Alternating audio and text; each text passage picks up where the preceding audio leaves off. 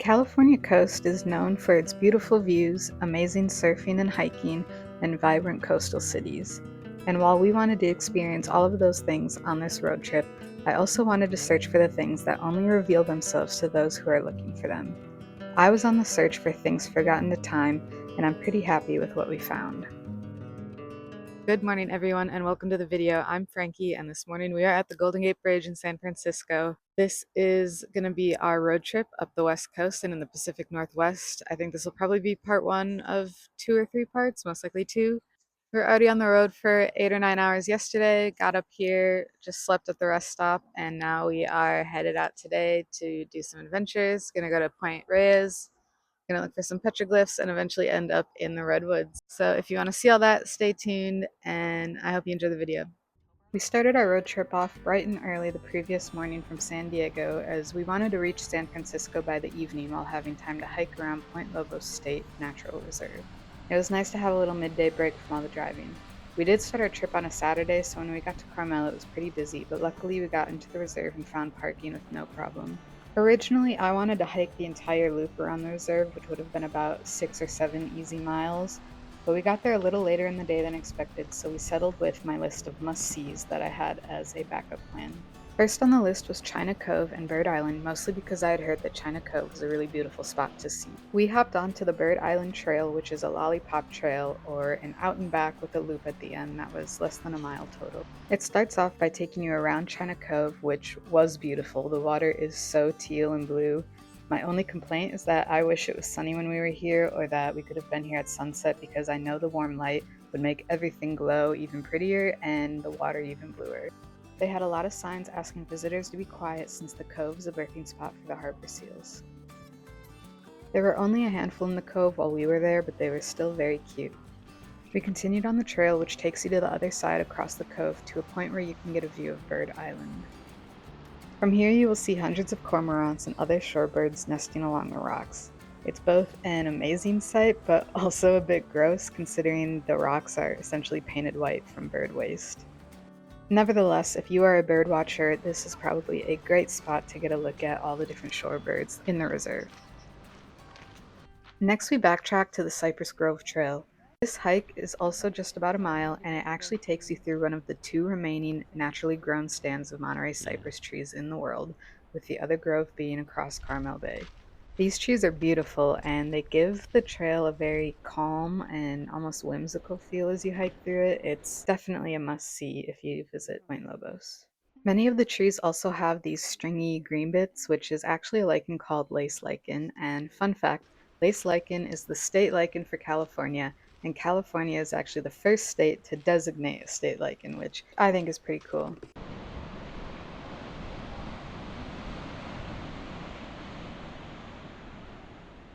Another thing we noticed on the trees was this orange stuff. We didn't get a great shot of it with the camera, but I did take a photo that shows it better, so I'll put that here. But anyways, it turns out this is ironically a type of green algae called Trentipolia, and the same thing that causes carrots to be orange is what causes this to be orange. I found it really interesting that it's an algae and not a moss, because it looks more like a moss to me, and that's normally what you expect on a tree. So this was a cool thing to learn. After this, we finished up the hike and got back into the car to head to San Francisco, where we spent the night at this rest stop right at the end of the Golden Gate Bridge. We woke up early the next morning to catch the sunrise over the bay and to get on the road on time. Overall, staying at this rest stop was alright. It got the job done. It is pretty noisy for a few hours at night, and there definitely will be some party buses coming through, but I don't mind too much if that means not having to pay money to sleep somewhere. From this rest stop, we got on the road to head out to Point Reyes National Seashore for the day before making our way up to the Redwoods. Our first stop was the Inverness Shipwreck, or the SS Point Reyes, which is a fishing boat that has been trapped out on the mudflats since the 90s. It's very easy to get to, it's pretty much right off the side of Highway 1, and it has become a pretty popular spot for tourists, photographers, artists to come see when visiting the area. It's not actually a shipwreck. The previous owner grounded it here with intentions to fix it up and never did. Instead, it's just sat here for decades as it slowly gets reclaimed by nature.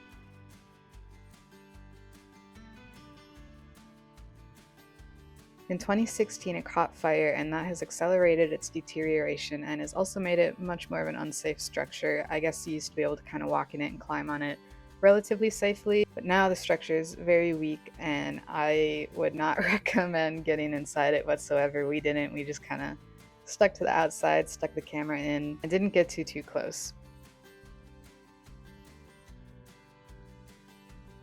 It is technically under the jurisdiction of the National Park Service, and it seems that it has been under threat of removal for several years now, so it's hard to say how much longer it will be here. From what I've read, it seems like locals are a little torn. I think some think it's just an eyesore and don't mind if it leaves, while others like having it around. It's a true landmark at this point, and it gives the area a little extra charm. I, for one, really enjoyed it. It's got the draw to it that a lot of abandoned places do, and it's in a beautiful location. We really only spent about 15 or 20 minutes here, so it's really a nice quick little addition to your itinerary for the area. I totally understand if they get rid of this due to safety reasons, it completely makes sense, but I would still be sad to see it go. Even though there's not any crazy story behind it, it's obviously grabbed the attention of a lot of people, and that alone garnered it its own little footing in local history.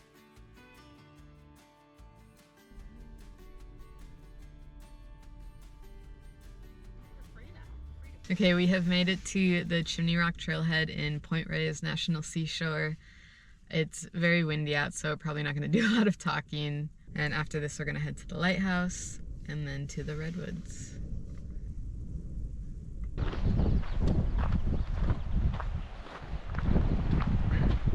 As I said, and you can hear, it was very windy here on this day, making it pretty much impossible to talk to the camera on this hike.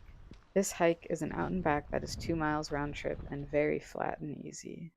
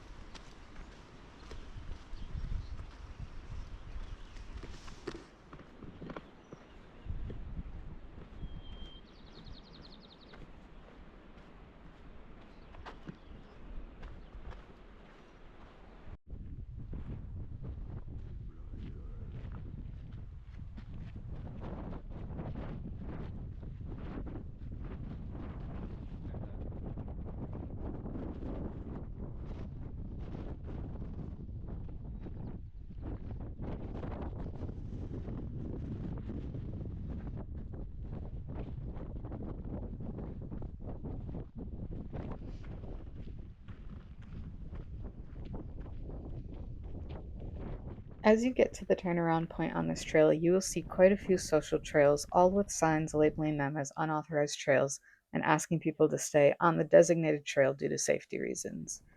Unfortunately, the two other groups that were out here at the same time as us were not respecting this, and they were out on these unauthorized trails. And I just want to beg that you don't be like these people. There are multiple reasons these trails might be blocked off, and in this case, it is due to the cliffs being very soft and unstable, and they could easily collapse underfoot if you get too close to the edge.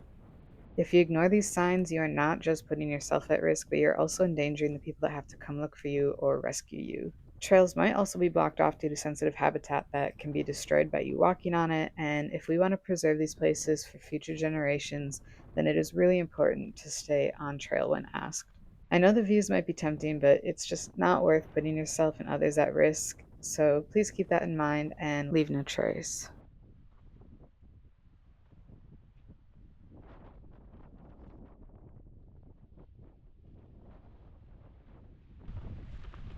Somebody lost their hat.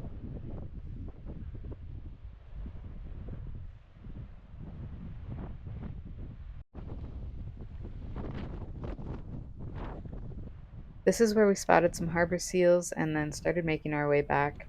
The wind was actually insane. I'm very glad we had our puffies, but it was really beautiful watching all the grass in the wind. This was definitely one of my favorite hikes on the whole trip. I know it's kind of a plain hike, but I love being in prairies on coastal cliffs. I think it just reminds me of home a little bit.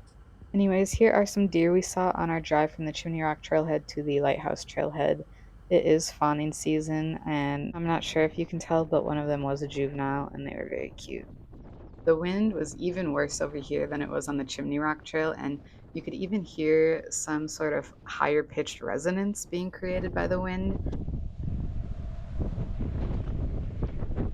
I don't think I've ever experienced anything like that other than in a cave or like a narrow canyon, but it was very cool to listen to in such an open area.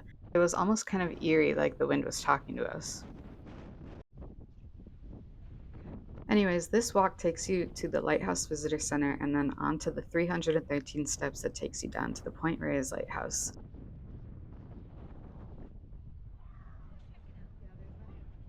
When we made it to the visitor center, we of course had to stop and look around inside and buy our souvenirs and learn about the ocean that is right off of this stretch of the coast.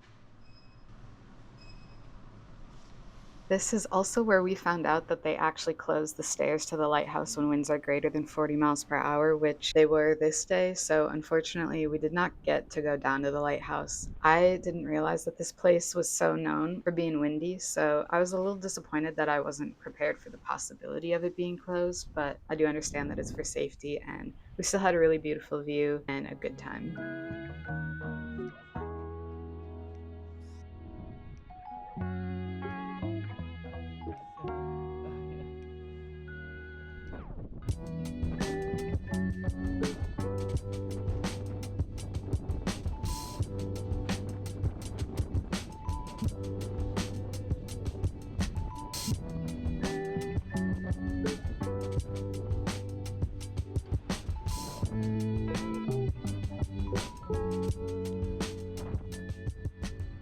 Alright, we finished at Point Reyes and now we are headed to the Redwoods, and I'm very excited. It's my first time. He's been before, and we got a glimpse of them on the way into Point Reyes, but we're gonna be camping there tonight and spending all day tomorrow there, so that should be really fun. Okay, we're at the site of some petroglyphs that were supposedly done by the coastal Miwok. I'm not gonna share exactly where we are, but this site isn't too difficult to get to, I don't think. We haven't actually found the petroglyphs yet, but we're gonna start looking for them right now. It's a very pretty area.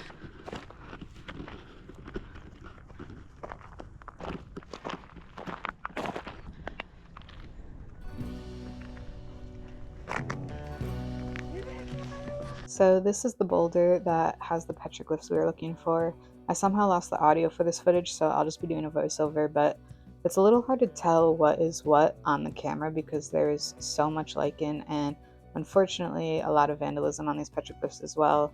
This is why I don't share exact locations in videos. This is just really sad to see, and I really just don't understand it. I don't understand the need that people have to deface these parts of history, but I'm still grateful that I got to see it again. I know it's really, really hard to see on the camera, and I'm sorry for that. This is also just kind of the only clip we have of it, but it's cool, and it's pretty different to petroglyphs I've seen before, and I'm glad that they are still here.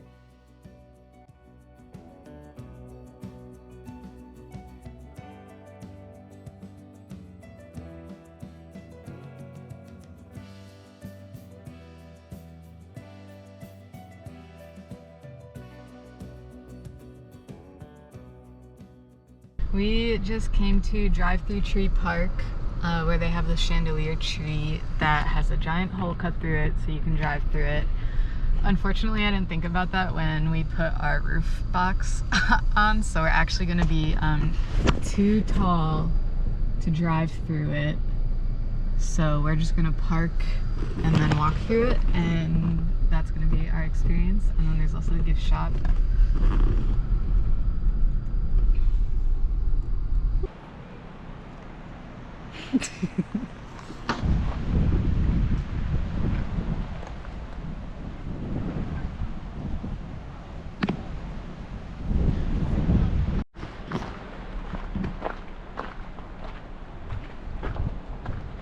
Really? Okay.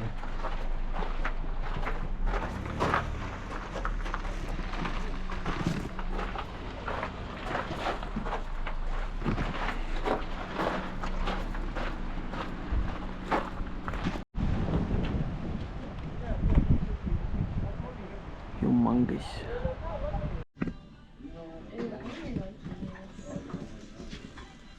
Again. This is how our house will look like one day. What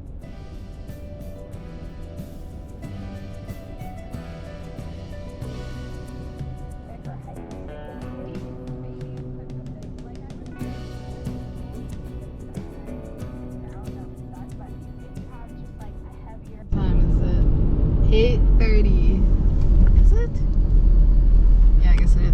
It's like, so it's almost 9 p.m. We still have like an hour to go to get to our campsite, so it's probably, I mean, it's definitely going to be dark when we get there.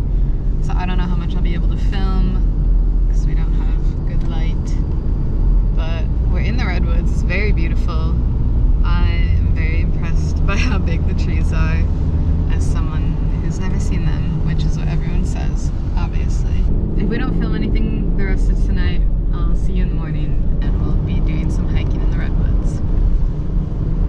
Thank you for watching. I'm cutting this video here so it's not too long, and I will have another video picking up from here with us in the redwoods. If you enjoyed this video, please give it a like. I would really appreciate it, and if you want to see more, consider subscribing. Otherwise, have a great day.